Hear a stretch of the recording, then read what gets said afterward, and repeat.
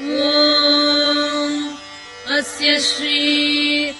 आदित्यहृदयस्तोत्रमहामन्त्रस्य अगस्त्यो भगवान् ऋषिः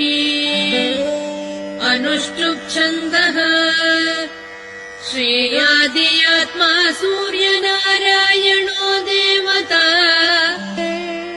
निरस्ताशेषविघ्नतया ब्रह्मविद्यादिसिद्ध्यर्थे सर्वत्र जयसिद्ध्यर्थे जपे विनियोगः ध्यानम् जयतु जयतु सूर्यम् सप्तलोकैकदीपम् किरणशमितपापक्लेशदुःखस्य नाशम्